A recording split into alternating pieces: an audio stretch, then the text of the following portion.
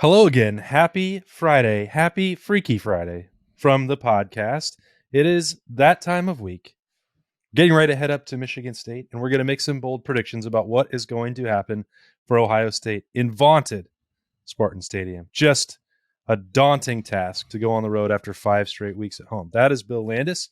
That is Jeremy Birmingham, and it is me, your king of bold predictions, Austin Ward, ready to bestow upon my loyal subjects some fantastic, very accurate, always guaranteed to hit bold predictions. You're welcome, America.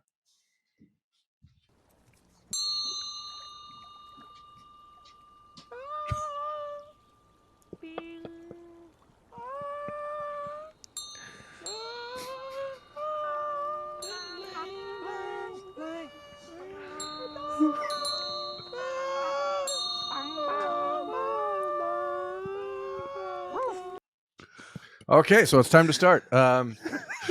Just the right length for a sound drop. I've got the first one. What was that? No, I didn't know what that was. You'll find out soon. Okay, great. So here's the deal. I'm going to go super bold right off the bat, and I enlisted the help of the podcast viewers while the Ryan Day lightning round was transpiring on Thursday afternoon, and I said, folks, listen, America, I need your help.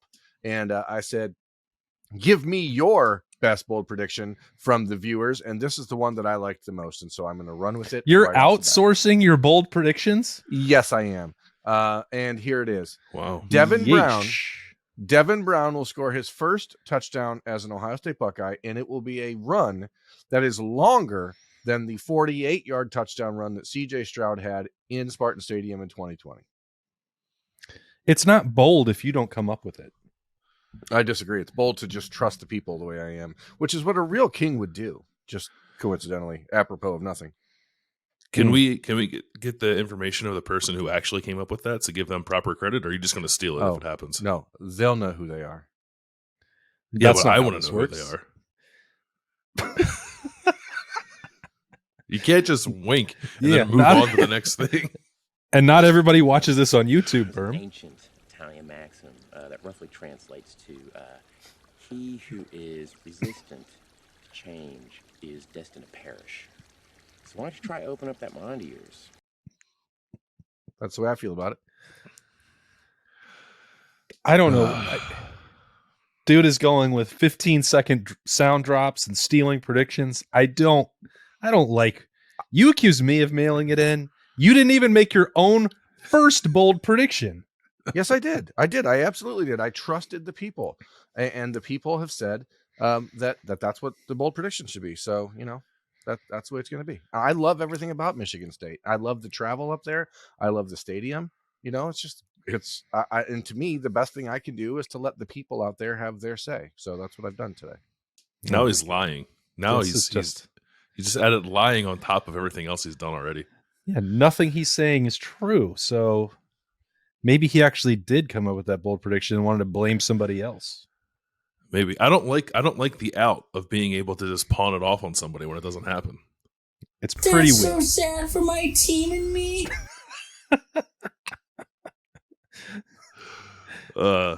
He has too much power. Yeah. Must be taken away. The vocal minority is in charge here. Go ahead, Bill. It's your turn. Okay. CJ Stroud, who's just been terrible this year. Is that hard to understand? Please just read the stats. That was the first one that actually made sense with what you were saying. We didn't even plan that. That was pretty good. CJ Stroud will set a new program record with 7 touchdown passes against Michigan State on Saturday. He has thrown 6 twice, including last year against Michigan State. I thought he threw 50. It turned out it was just 6. And he also threw 6 against Utah. It's happened quite a bit. A few Ohio State quarterbacks have reached 6. None have reached 7. CJ will do it against a Michigan State passing defense that is terrible. I like it. I should mention, I neglected to. We have not one but 2 bonus interviews on Freaky Friday this week. We talked to Paris Johnson about his charity event on Monday, and the reigning national champion women's hockey team. They will also make an appearance when we get to the midway part of the show. Too distracted I'm by talking about all the athletic sports. perfect. Didn't know that was there, but I probably should have. Talked to Marvin Harrison on Wednesday night just about sort of this clunkiness that's been the buzzword. Ryan Day has used that himself, even though he is also pointing out 7 touchdowns and 9 possessions a lot against Rutgers last week. That Marvin and CJ Stroud, want more, expect more. They don't like it when they're not just throwing the ball, chucking it all over the yard, and racking up tons of crazy yardage. So it's been a few weeks since Marvin Harrison had a 3-touchdown game. He's going to have another one against Michigan State. I guess it'll be part of a 7-touchdown explosion for CJ Stroud. That seems like a smart prediction from Bill Landis. But Marvin Harrison, 11 catches, 185 yards, and 3 tutties. It's a triple ding dong in East Lansing. That's a lot of catches and yards and touchdowns, and I like It it. is. And I'm disappointed I didn't have a DJ Khaled, another one drop ready to go, and I'm sorry I dropped the ball on that front, but I guess I can't be perfect. Yeah. We expect perfection from you, Berm. Hey, Berm, who came up with your next bowl prediction? I did. Do you know that Michigan State, they're still averaging 27 points a game this year, but if you take out their 2 non-Power 5 games, they're getting beat 33-16 against Power 5 opponents, so that's not good, especially when one of the best Power 5 teams in the country is coming in. I don't think Michigan State is going to score more than 7 points this week, so as I continue to evolve my score prediction from week's start to week's end, I think what we're going to see here is an absolute Ohio State defensive gem against a team that is struggling in all facets of offense. So I think Michigan State, bold prediction number 2 for me, is that Michigan State will finish with less than 150 total yards of offense. Okay. Wow, that's pretty good. Pretty spicy. Just to be clear, Kenneth Walker does not play for them anymore, right? He does not. Okay. I don't think he plays for the Seahawks either. Well, as someone who is monitoring those developments in fantasy football, I can tell you that that's true. Okay. That's sorry for you. I'm sorry for your team and me. Next bold prediction. I am probably foolishly so buying into this idea of Zach Harrison playing at defensive tackle a little more. Damn it. I think it's a real... I'm wondering if it expands beyond passing downs, but for now, let's just say it happens on passing downs, which I think only happened like 3 times last week against Rutgers, but 2 of them led to disruptive plays. I think it is a really, really, really tough matchup for an interior offensive lineman to try to block a guy with Zach's speed and length. And that shows up this week with 3 sacks for Zach Harrison, who's never had more than 1 in a game. You've got to be kidding me. Take that, King. I should have said it first. Boy, that is frustrating. That is my exact bold prediction number 2 was 3 sacks for Zach Harrison. You know, what's frustrating to me is that you guys get mad at me for enlisting the help of our viewers, our loyal viewers, and yet you two are sharing bold predictions together pre-show. That's weird. Berm, you stole mine last week and just changed them. Yeah. No, I was just amending them. It was a group effort. It was like, I care about your predictions and I wanted them to be a part of me. Oh, okay. You were editing his predictions in real time and you wanted all we 9. Both love the game so much. What has happened to this show? I just don't know if we should do it this way anymore. I think we should do every podcast this way. Yeah, basically for me, it comes down to this. I go crazy about 6 days a week. And this moment, this little opportunity, this sliver of just opportunity for me to just be a complete idiot is something I really, really look forward to. Well, it is a Freaky Friday treasure, the soundboard in Berm's basement. Nemesis. America, I want to know this, America. If you have sound drops, movies, quotes that you feel like we need to work into the shows, just email them to me. That'd be great. and then I can surprise these guys. They don't need to know about it, obviously. That's probably better to just leave this between us and leave these clowns out of it. But Austin, what's your second bold prediction? Let me regroup and try and come up with another one on the fly. I believe. Don't even ask, just bring it. I think Josh Proctor is going to intercept 2 passes in this game.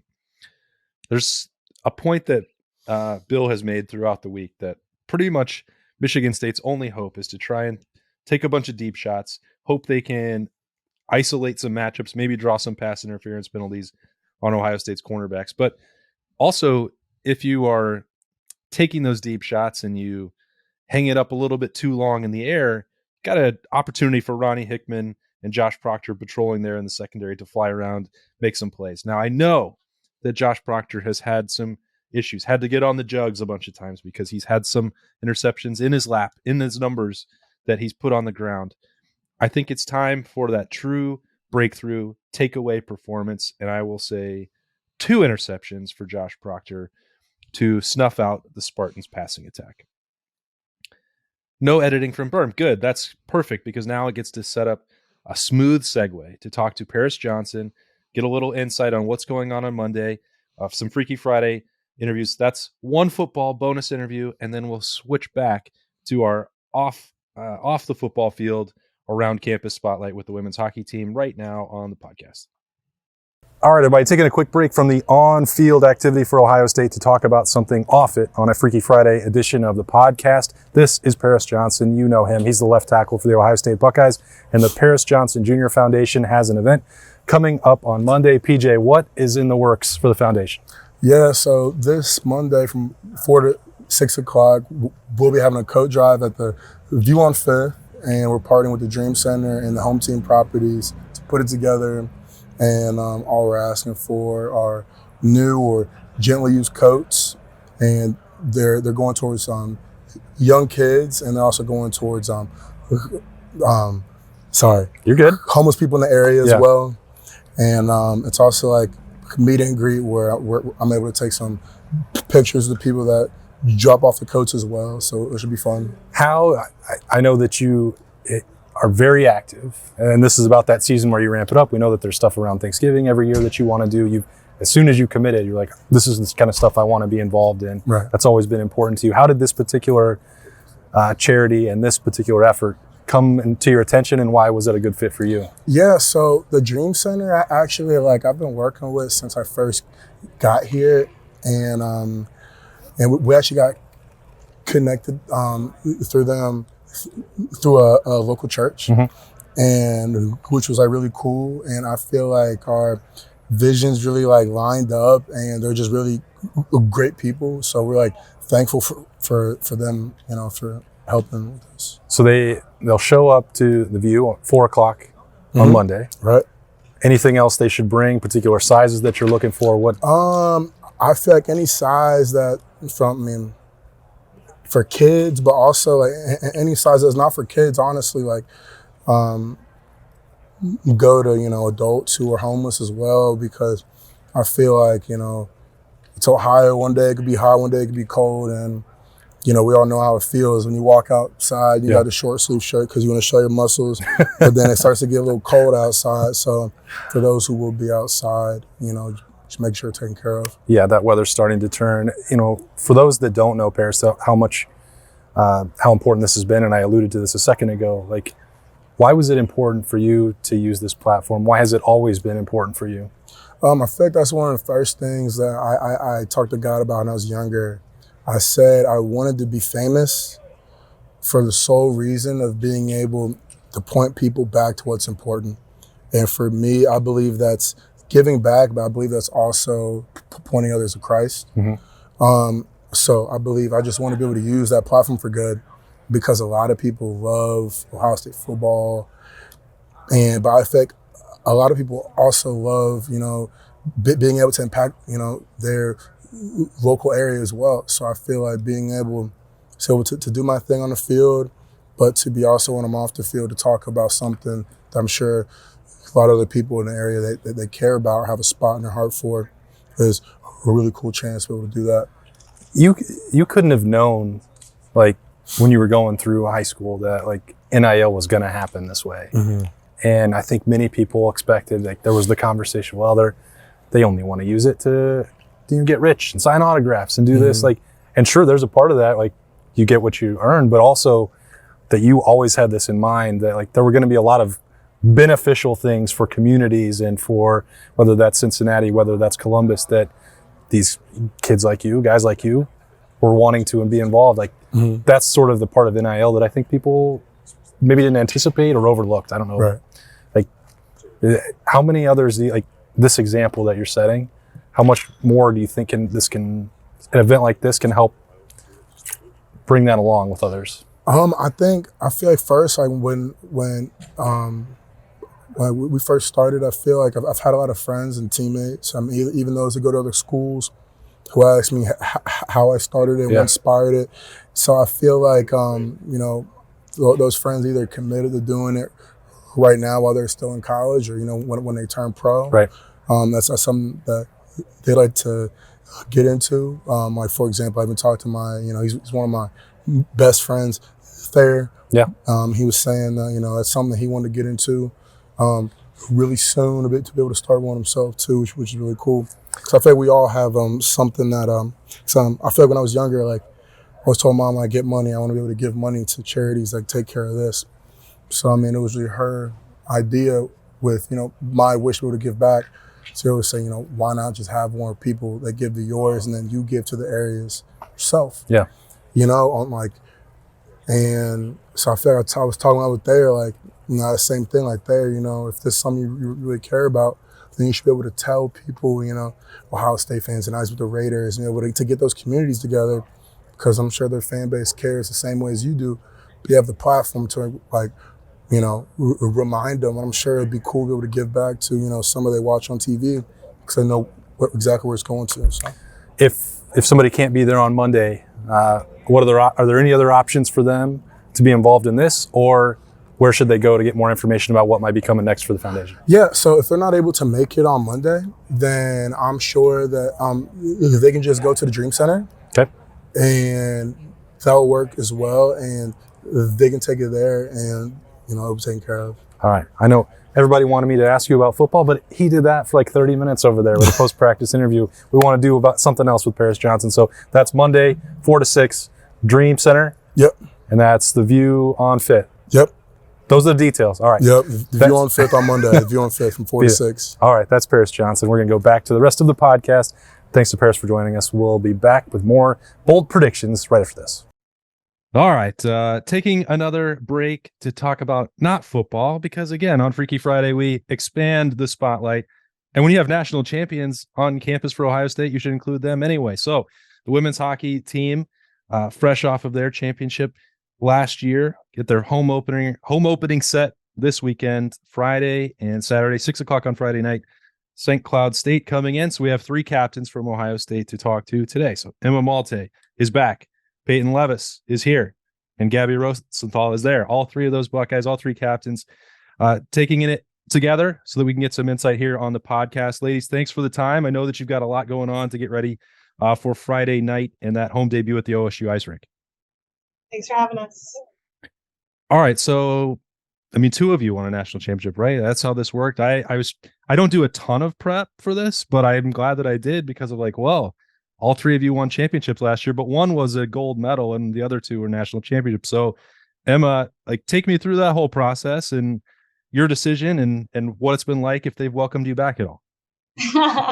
Yeah, they have. As much as they say they haven't, they have. So once every 4 years, when the Olympics rolls around, a roster of 29 is selected to be centralized for the year for Team Canada. And so I was selected to that 29 in the summer, and I moved to Calgary in the end of July there. And that was when you get centralized there, you can't turn it down. It's an honor.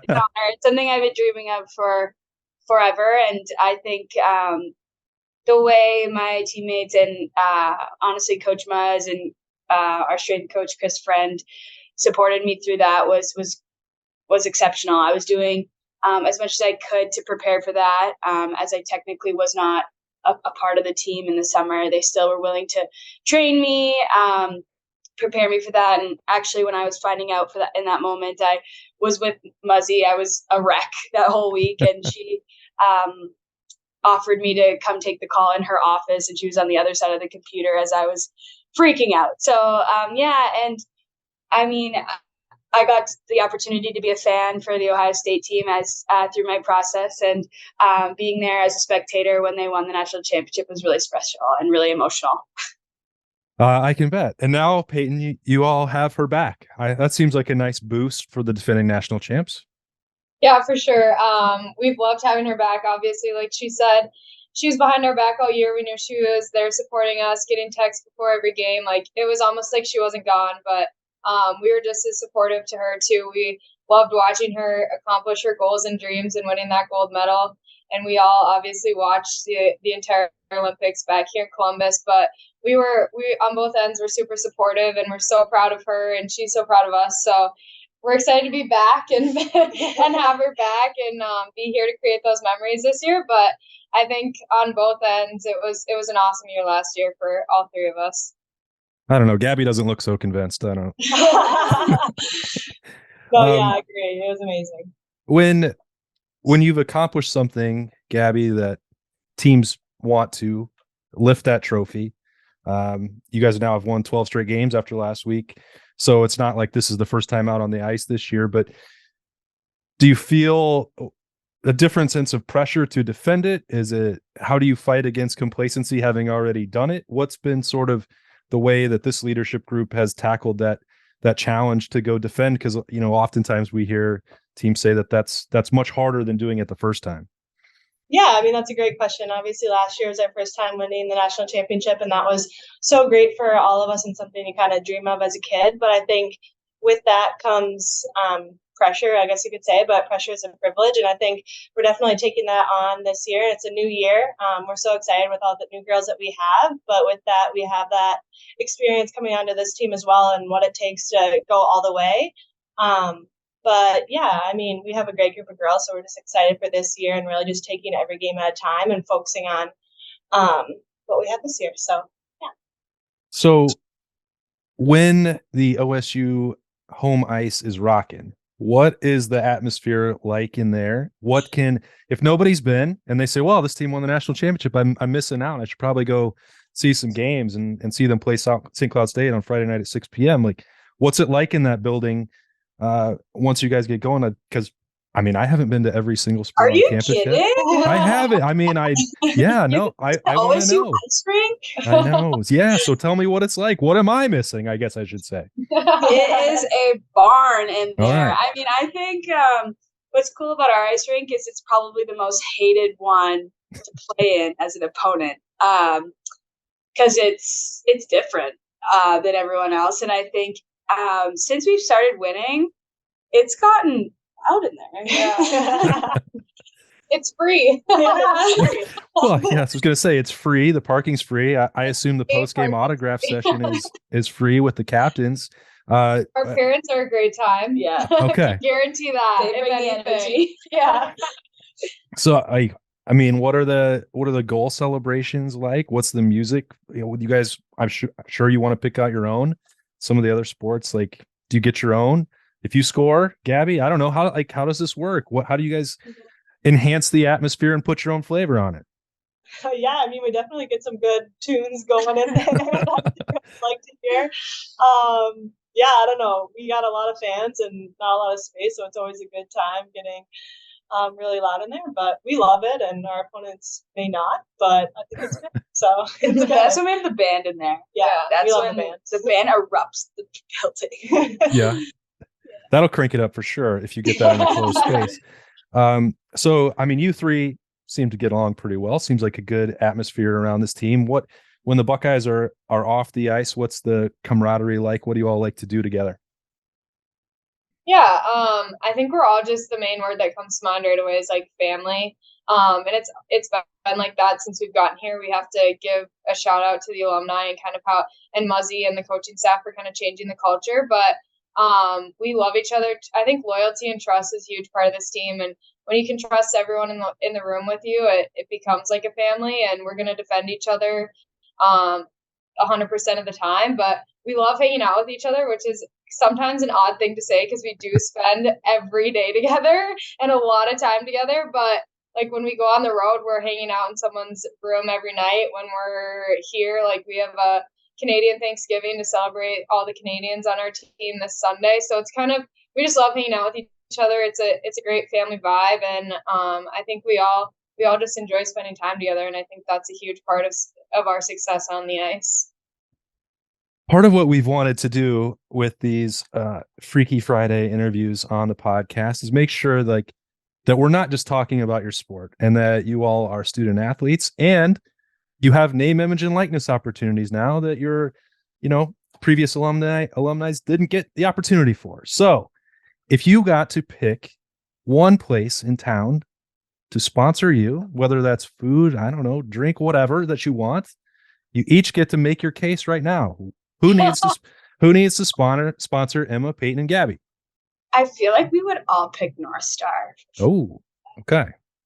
That's a good answer. Like imagine if we could like have North Star sponsor a team. It'd be so yeah. I get it every pregame. I love it. I would go there every day of my life. Like well, I didn't know that all three of you would pick the same, but I guess that makes a compelling case because they can just lump one deal together and get you all North Star. At least take care of Gabby's pregame meal. Yeah, any clothing store too. Like I would be down for that. I would rock any clothing store in the Columbus, like a cute little Columbus shop or something. What's the one that starts with a B in the short? Vamp, yeah. Like a cute little kind of, I don't know, clothing store. I would rock those clothes. All right. Well, just make sure that you tag them before the game. Watch the podcast. There's the case for the defending national champs. There's going to be a lot more exposure for them as long, just going to keep playing. The winning streak is rolling, and they will play again twice this weekend. I think 2 more times at home in October. A lot of opportunities to get out and see the defending national champions on the ice as hockey season begins. That is Emma Malte, Peyton Levis, Gabby Rosenthal, three captains, easy for me to say, of the Ohio State Buckeyes. Thank you so much for joining us on the podcast. Thank you for having us. All right. Thank you very much, as always, for those Buckeyes joining us and giving us a couple minutes of time to look around, not only at something cool with Paris Johnson Jr.'s foundation, but season opening homestand for the Ohio State women's hockey team as they try and defend their crown, just like I do every week on Bold Predictions. Berm. Hey, what's up? Number 3. We get to go on the road this weekend. It's fun. Oh. I'm looking forward to this is scripted. Oh, no, this is scripted. Guys, for you, like we've talked before about the places we like to go in the Big Ten, the places that we don't like to go. Sure. What is your favorite part of being on the road? Road beers. Beer. Yeah, beer. Just beers from different parts of the country? Yeah. Road let's beers. Let's think about That's Michigan all in State the specifically. Name. Let's think about Michigan State specifically. Austin, we don't like to talk about the last time we were in East Lansing when it really mattered, which was 2018. We had a heck of a time at Crunchies. You can say whatever the hell you want, bro. It's a campus bar. It's a local favorite, and we had a 600 pizza nugs between the both of us. Oh, and, God, they're so good. Yeah, but it was too many. Bill, have you had the bucket size? Because that's the mistake we made. When I was there in 2020, when there was nothing going on, I ordered a bucket to my hotel room, not realizing how many it was. Yeah, I'd never had heartburn in my life. I'd never had heartburn in my life prior to that next morning, and I regret it.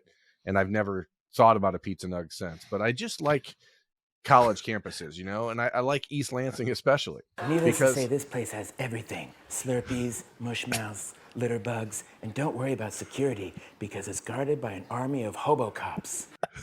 Right. I mean, Michigan State has everything. But what they don't No, it doesn't. It doesn't have good beer.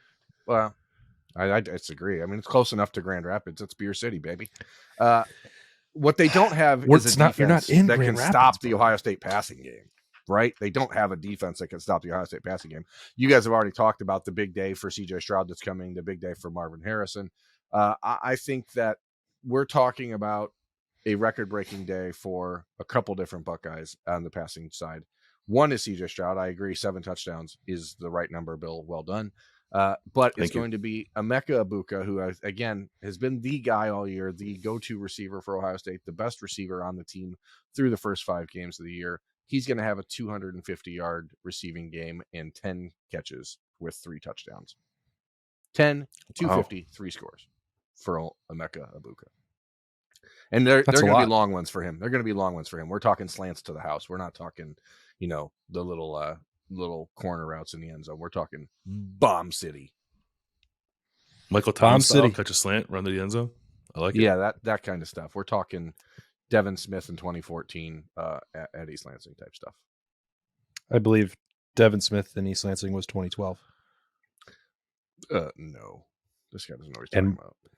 And Mike Thomas was 2014. Yeah, Mike Thomas had 1 touchdown in 2014. He had the long slant touchdown at the end of the first half, but Devin Smith was like the guy that killing them all game. Okay. I thought you were talking about the game. Thought you were talking about the game winner from Braxton in 2012. My apologies. My apologies. Right, it happens. Berm, how did you decide which Stefan drop to use? There were so many. Well, I picked the one that mentioned hobo cops. Okay. That's what he thinks about the Michigan State secondary. Correct. You didn't think about picking one that had like Drooly Lips Jackson in it or something like that? I was also cognizant of the fact that I had to be pretty careful not to offend too many people. And I suppose in this instance, if there are any homeless law enforcement officers in East Lansing, I apologize in advance. That'd be pretty weird if that was true. Yeah, I mean, it's East Lansing. Anything can happen. That's true. It's very true. All right. I'm going to make this prediction short because this show is probably should have ended 10 minutes ago. My next poll prediction is that Cade Stover will get 3 touchdowns in this game. I think that their red zone passing game is something that they want to firm up a little bit. It was a little clunky last week. And I think targeting the tight ends down there is a recipe to kind of get that back on track. And when CJ Stroud's throwing 7 touchdown passes, there's room for Cade to get his and Emeka to get his and Marvin to get his. So I think we can all be right here. It's going to be CJ slicing up the defense, but Cade Stover is going to be on the end of 3 of those touchdowns. All 3 coming in the red zone. We're going kind of head to head here. Austin says 3 for Marvin. I say 3 for Emeka. And now, Bill, you're saying 3 for Cade. We can't all be right. We can't. Sure, we can. Right. He's going to throw 9. Oh, I am not lying when I say that I was going to also predict 3 touchdowns for Cade Stover. I really, really wish we hadn't been sharing. Don't want anybody to have the worst day at their job.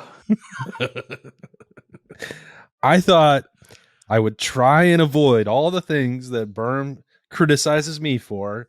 Mix it up. Oh, a little Zach Harrison record-breaking afternoon for him. Oh, let's talk more tight ends again. That could work out nicely. And Bill's like, yeah, I'm already on all over that. You don't get to do it. Like, this has not worked out the way that I envisioned today. Just pick your Cam Brown pick 6 and get it over with, guy. Yeah, I mean, seriously. He must be injured. It's a little on the nose there, Burr. I mean, you're probably not going to pick him for that reason. It would be bold. I think Cam's probably going to play on Saturday. I agree. I agree with that. And if he does, buddy, look out for what's going to happen there. I already said Josh Proctor was getting the interceptions, though, so I don't know if I can double back on that. And I don't believe that Ohio State's woes returning punts are over yet, so I'm not going to predict that either. I will instead say that Steele Chambers will top his total of 11 from last week and have 14 tackles, force 2 fumbles, and record 2.5 sacks for Ohio State as he tries to make Berm's preseason prediction that he could win the Butkus Award look closer to reality, even if Tommy Eichenberg is still the best linebacker on the Ohio State roster. Yeah, I just got the wrong linebacker in the preseason, prediction because I was given inside information by the ghost of Dick Butkus that was going to happen. I know he's still alive. Is he? Why is the future ghost of Dick Butkus evaluating Ohio State linebackers in the preseason? Well, because he has to get prepared for who's going to win the award. The future ghost goes and scouts himself? Yeah, the current guy can't do it. He doesn't have time to do all that. He doesn't get to pick the winner. It's voted on by sports writers. Really? Yeah. That is kind of dumb now that you mention it. I guess. Actually, that's how it should work out, right? If an award's named after you, just get to pick who wins. Yeah. And if you're dead, then your ghost handles it. No, then you appoint someone like in your will or something to be the guy that gets to choose that from moving forward. Someone trustworthy. Well, the only person you can truly trust in this life is yourself. So you have to appoint your ghost. That's the motto Dick Butkus has lived by his whole life. DTA. No, that's Stone Cold Steve Austin. I don't even know what you mean. Sure you don't. Bill does. No, Hell yeah. Don't trust anybody. No, I get it. Okay. Yeah, got it. Yeah, but I didn't think that was a Stone Cold Steve Austin reference. I just thought that was the ramblings of someone who doesn't trust the government. Could be both. Same thing. That's the way Stone Cold lives his life. It's time for score predictions. I guess I'm going to stop making wrestling references on this show because Berm doesn't get them. Yeah, I don't. Wrestling and gambling are pretty much where I just start to drift off. I don't really get it. If you want to talk the other night on or something like that on Bravo, we can talk about that. on Tuesday, Bill, we got back from recording whatever podcast that was where we teased him about his lack of gambling expertise. Where he was sitting on the couch and he looked over and he goes, "Minus means you're supposed to win." Yeah. Well, because I had spent some time thinking about it. I don't. I feel like you guys think that I don't, consider your conversations, or that I just in one ear out the other. I do sit and think about it. I still don't understand like money lines and stuff like that. Like that's crazy to me. I don't understand how baseball it's like plus 145. Like that's just tell me just pick who's going to win and who's going to lose. I think gambling lost the mark when we stopped doing it that way. Like, well, that's what the money line is for. You are just picking who's going to win or lose. Oh, well, then that's how I would do it.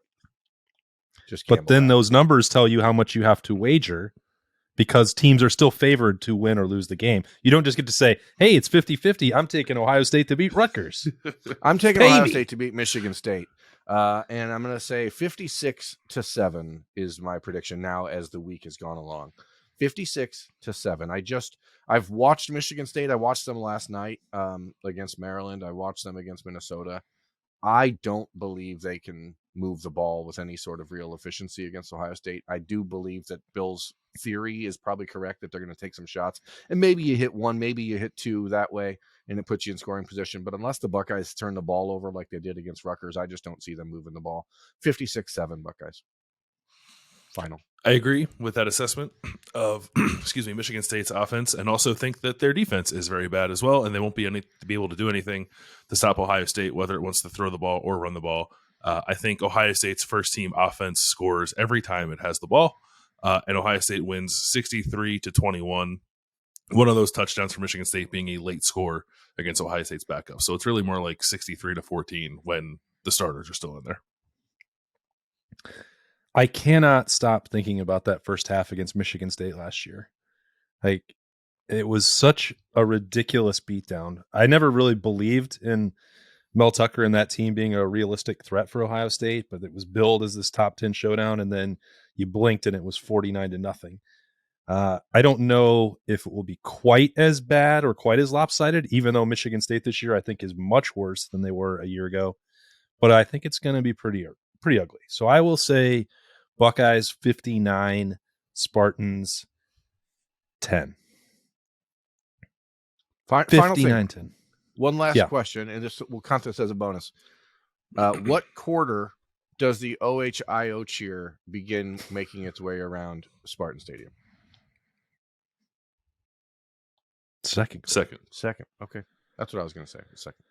I think we'll be. I think a lot of the Michigan State fans who are reluctant to go to this game will be leaving by the middle of the second quarter. I think they'll probably still wait till like maybe 8 minutes left in the third quarter before it starts really picking up. There'll be some of those. I don't know how many Michigan State diehards there are, but they'll probably try and like pretend for a little while, stay until just after halftime. Honey, everybody else left late in the second quarter. There's traffic. Let's wait till midway through the third, and then we'll go. So weird. Who is this guy? That's what Michigan's. It's the hobo cop. That accent started with you sounding like a nice, gentle grandmother and turned into like Tommy Fats or something. That was crazy. It was two different people. Oh, okay. I don't know. That was a line from Hobo Cop 3. Hobo Cop 3. The hobo. My favorite. Hobo Cop 3 Electric Boogaloo is actually, I'm surprised you don't have that one. We're going to watch that as part of our road travels. I'm going to pop that in. Some road beers, some road breaks, road rips. It's going to be a fantastic trip. Hope everybody's ready and fully prepared for the road experience after 5 straight Ohio State games at home. Appreciate Paris Johnson taking some time to talk about his foundation. That event is Monday. Ohio State women's hockey, they play on Friday and Saturday. And then the Buckeyes, we will be covering that fully, as we always do, on Saturday at 4 o'clock up in East Lansing, Michigan. I don't know. I'm sorry that Freaky Friday is so bizarre. It's Berm's We fault. appreciate you guys watching. We know that sometimes we get a little off the rails, but it's really challenging to do this every single day. And but we love it, and we wouldn't be able to do it without you guys and your support. But we also wouldn't be able to do it without eventually blowing off a little steam and having weird, freaky Fridays like this. So, thanks. We'll see you next time.